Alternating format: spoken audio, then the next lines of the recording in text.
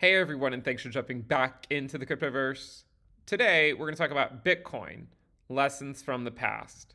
If you guys like the content, make sure you subscribe to the channel, give the video a thumbs up, and also check out the Telegram channel, which you can find a link to in the description below. I wanted to use this video to talk about some of the lessons I've learned from the past. Also, you can see those lessons learned on the charts as well, and then use that as a base to help build our understanding of the cryptoverse and some potential outcomes in the price of Bitcoin as we continue to push forward. Now, one of the questions I've received over the last couple of months, as you guys know, I've been posting a lot of bearish videos. We set a date with Destiny to the 200-week moving average. We said, let's call it, it's a bear market, right? The bear market blues. We've been putting out a lot of bearish content recently. And in every video, I see a lot of people sort of poking fun and saying, well, if Ben's this bearish, it must be the bottom. And I hope you're right. But I wanted to use this video to talk about some of the lessons I've learned from the past and try to help you as we could experience those same lessons again. The other thing with regards to all of the bearish videos that I put out recently is that people are saying, well, what about lengthening cycles? Look, I admit, if we end up going back down to lower prices and spending a while there, then lengthening cycles are no longer valid. But I would be remiss to not talk about the downside risk, considering it is a likely possibility. So we cannot change the past. All we can do is look to see what does the chart say right now and try to plan accordingly. So one of the lessons that I've learned myself from the past is that do not be deterministic. Okay, it is so hard in crypto to sort of go against that. And I do occasionally find myself falling into that like deterministic mindset. I always said I didn't think 100K Bitcoin would happen in 2021. Like I was very adamant about that for the entirety of 2021, that we would not see 100K in 2021. But I was also kind of excited that it could happen at one point, even though I didn't think it would. When everyone's calling for it and Bitcoin's in an uptrend, it's easy to get that sort of group thinking where it's going to 100K, it's going to 100K. But again, you have to constantly remind yourself, do not be deterministic about anything except maybe Bitcoin trending up with time. So one of the things that we've noticed when talking about the downside risk, and I've noticed, and you've probably noticed as well, is that anyone who talks about it just gets written off as some foolish bear that doesn't know what they're talking about, or they must be shorting Bitcoin. So now they're spreading bad news. Well, I can assure you, I am not shorting Bitcoin. I've never shorted Bitcoin. I own Bitcoin. I'm happy to buy Bitcoin, but I also want you to know that the downside risk does exist. And then one more thing before we jump into the specifics of that, I've seen some comments saying, well, the only reason you're posting bearish stuff is because those videos do better and you get more revenue from AdSense. I will remind you, this YouTube channel, we don't have AdSense at all. You can see, it's clear as day right here. You can see my YouTube analytics. We've received 72 million views on the channel, and the estimated revenue has been holding support at $0.00 the entire time. I say support and not resistance just because I'm a more glass half full kind of guy. But again, these videos are basically just to help you navigate the cryptoverse. Okay, this is the point of the videos. I understand that making bearish content is certainly not the way to make friends in the space, because you're sort of going against the idea that crypto is growing. Look, crypto is growing and people are building, but it doesn't mean that price can't be volatile in the short term. So one of the things we're going to talk about is the downside risk. We're going to talk about why you should see it as an opportunity if you can sort of set yourself up for it now, and then how to manage it if it does come to play out. So one of the things to consider, and we've talked about this before, is that when we are in a bear market, you need to first of all understand that it is a bear market. The hardest part to this whole thing is accepting it. And the reason why it's the hardest part, and one of the hard lessons I've had to learn, is because if you do not accept it, then you might have the same habit of buying all your favorite altcoins every single week because you're just convinced they're going to continue to skyrocket because that's all they've done since you've ever started to buy them. and therefore every dip is the final dip, right? So you just buy every single altcoin. But one thing to consider with regards to altcoins is that if you look at the price of crypto today, you can see Bitcoin's around $40,000 or so. I mean, it was at $40,000 just a few hours ago. And you look at the prices of a lot of different cryptocurrencies, like Ethereum's at 2,600, Cardano's at 80 cents, Solana's at 82, Avalanche is at 73. Luna's been doing actually really well, so congratulations to Luna holders. BNB's at 366. If you look at a historical snapshot just about a month and a half ago, you can see that Bitcoin was around the same price, but Ethereum was at 3,200, BNB was at 475, Cardano was at 159, Solana was at 140. Right, Polkadot was at 25. Avalanche was at 86. So what do you notice? What do you notice in all of this? Well, what you notice is that despite the fact that Bitcoin's price has more or less remained unchanged, a lot of altcoins are down significantly. So one lesson to learn from the past, and we've talked about this a lot on the channel before, is that when Bitcoin is in a downtrend below its bull market support band and gets rejected off of it time and time again, altcoins generally bleed worse than Bitcoin.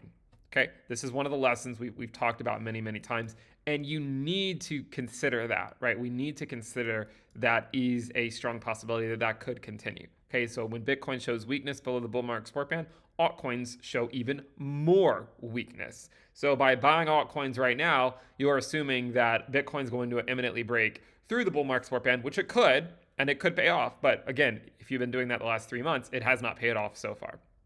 So lesson number one, altcoins bleed like crazy when Bitcoin's below the bull market support band. Lesson number two is the people warning you about the downside risk are not just doing so because they are wanting to instill fear in you. They're doing so probably because they've experienced it before themselves. Okay, again, I understand it's not going to make any friends talking about the downside, but you have to, if you look at the chart from an unbiased perspective, okay, you have to be willing to shift your perspective when things like this play out, right? When Bitcoin gets below the bull market support band, we talk about it all the time. When it gets below it and holds it as resistance time and time again, that is a sign of severe weakness, a sign of very severe weakness in the market right now.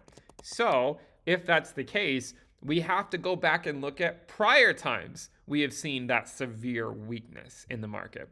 You can see it in 2019. You can see it in 2018.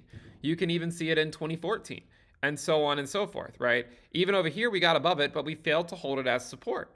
You have to hold it as support for it to mean anything, right? You have to. So, considering all of this, what about the downside? Is there a downside for Bitcoin going below 33K, which is the current low?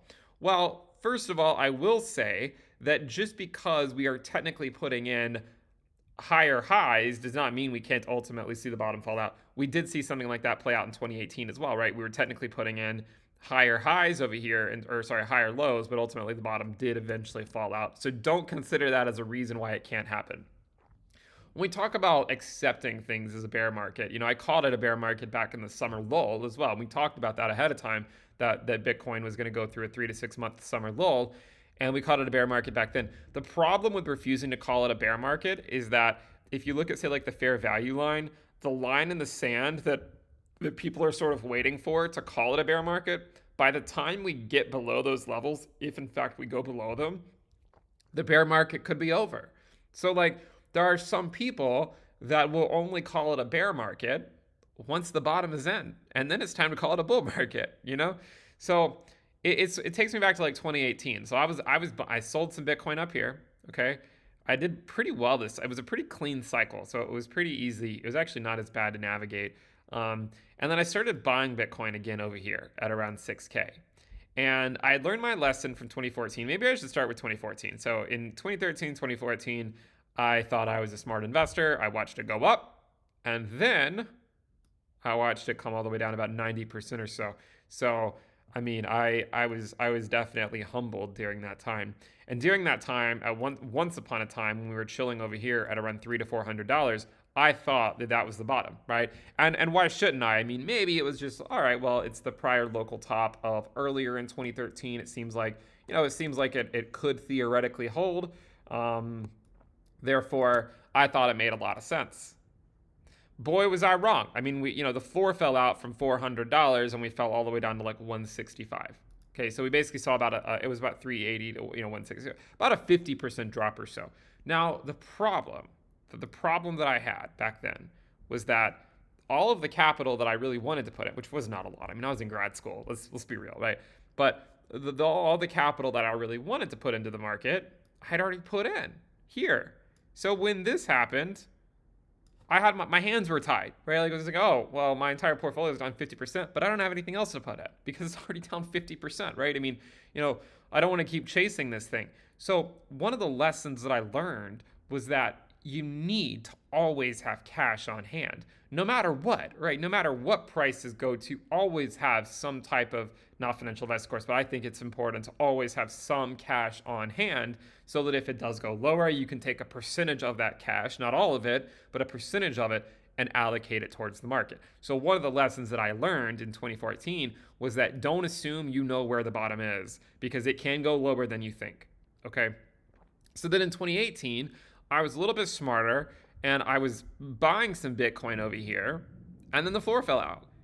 And I was like, all right, at least I saved some. So this time I actually was able to buy the bottom and DCA. And then we even got a second chance at it over here in March of 2020 at around $3,800, $44,000 or so. So that actually went pretty well. So I say to you, in the same manner, in 2014, when we were at the fair value, there is a good chance it was the bottom, but it wasn't. It wasn't.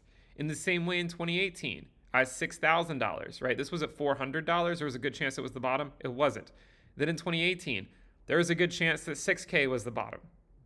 It wasn't, right? We fell another 50%. And then today, I say again, look, there's a chance that the fair value, which is around $35,000, there's a chance it's the bottom, right? And we already went to 33K. So there's a chance that it's the bottom. There is an example where it was the bottom. So if you're sitting here rolling your eyes saying, well, Ben's saying there's a chance that it's the bottom, but every time we've gone to those levels, we've fallen below. We haven't, right? Look at 2013. We held it as support and then we moved back up.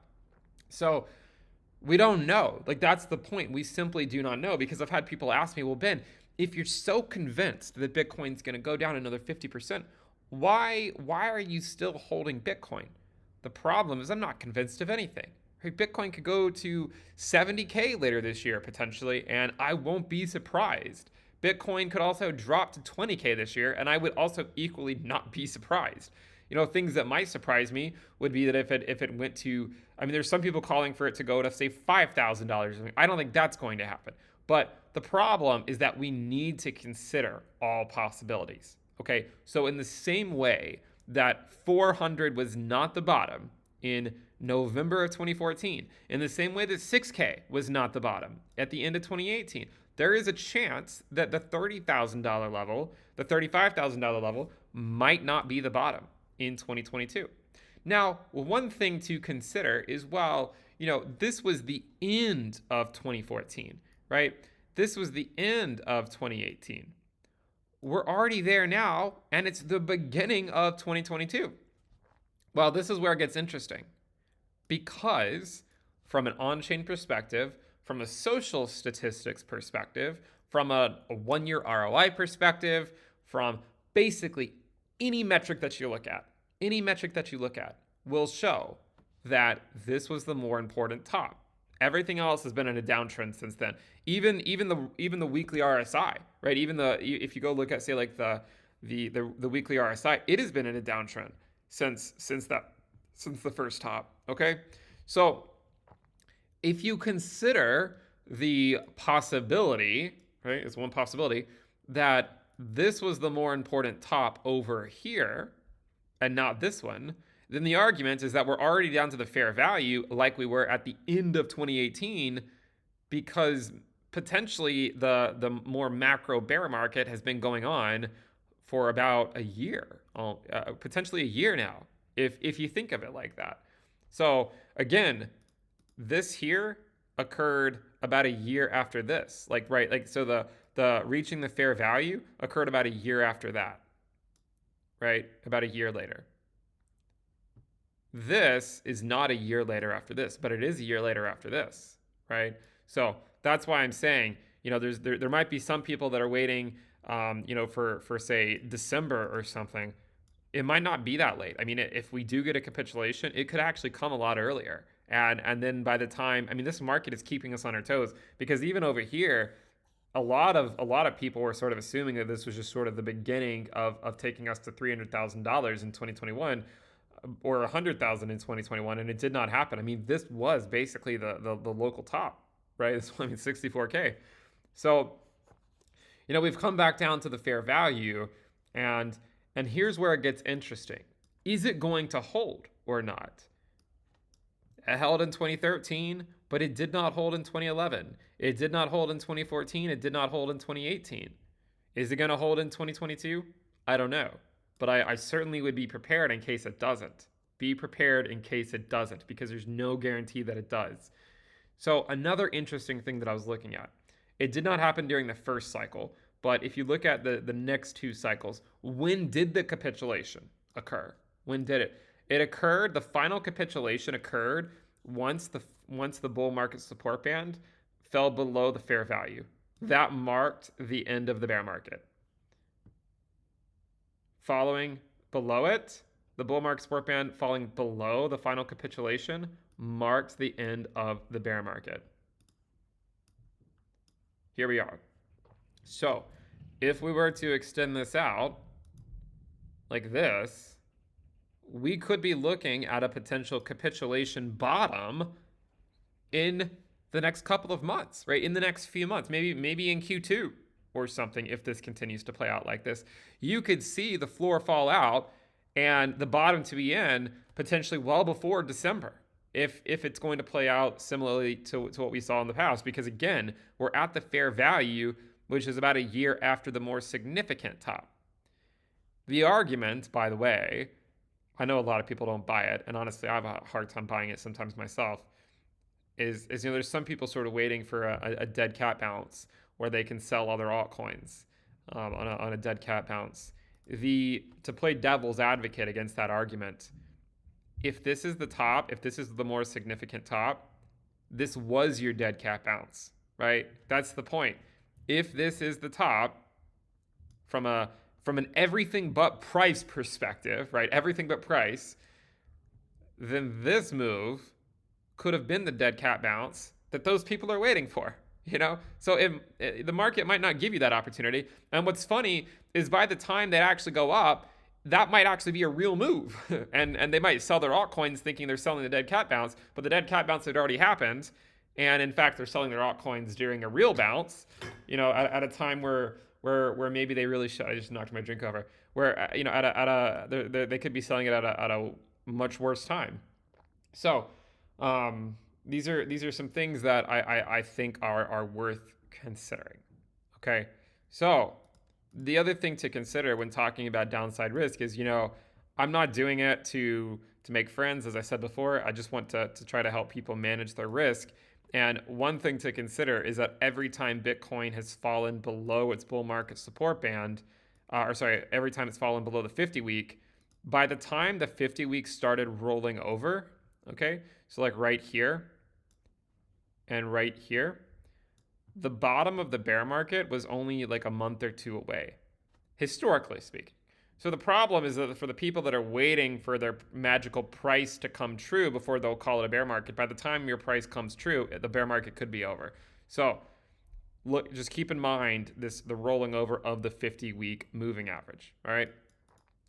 And furthermore, if we were to drop 50% from these levels, and we did go back down to 20K, and you say it's not possible, look, there's been a lot of firsts this cycle, right? We've never seen a double top before. Every time we've held the line at the bull market support band in the past, we've always held that as final support. This time it didn't happen.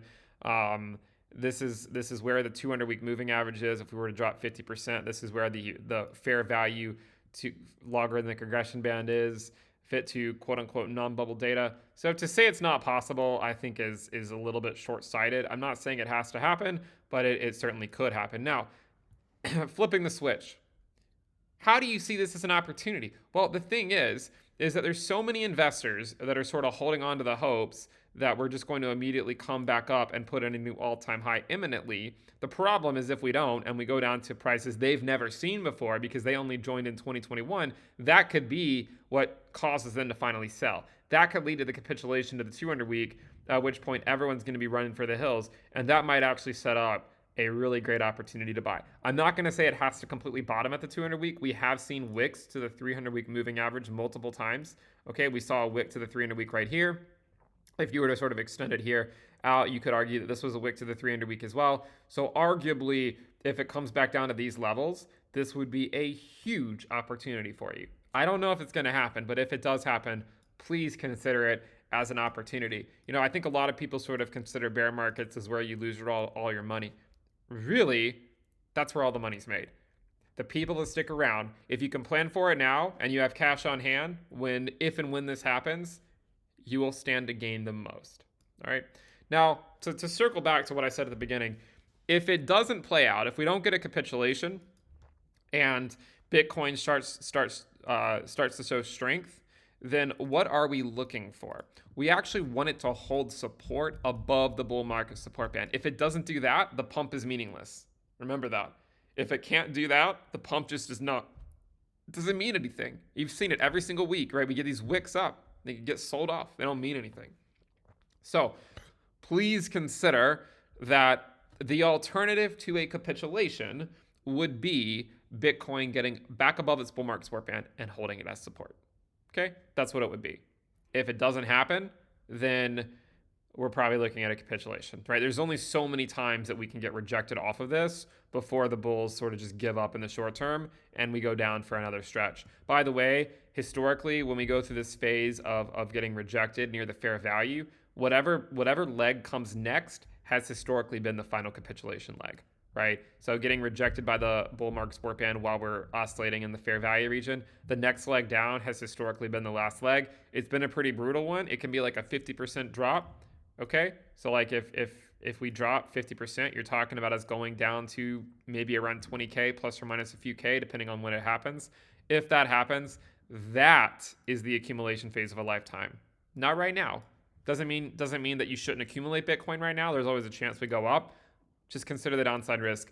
Remember, one of the things that's hard about making these videos is that if you make bearish videos when we're in an uptrend, like I did in April in 2021, people scold you for it, right? Because you're against them. But if you make bearish videos in a downtrend, people also don't like it because they've seen a lot of losses and they want things to go up. There's really no way to make a bearish video and make people happy, but again, I feel like I have to show you the downside risk, even if it goes against what we want to happen.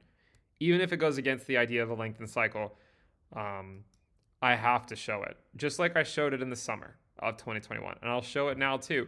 And if we go back up and then we come back down for a third time, I'll show it there too. You know, I'm going to show all sides of the coin on this channel. I'm not just going to blindly show you why Bitcoin has to go only up, because it doesn't, right? There is downside risk in this market, considering that the stock market is in a macro downtrend and that the dollar is in an uptrend and that commodities are in an uptrend. I think, and everything going on in the world, it makes sense to consider the downside risk and to protect yourself through hedging through other assets other than cryptocurrency.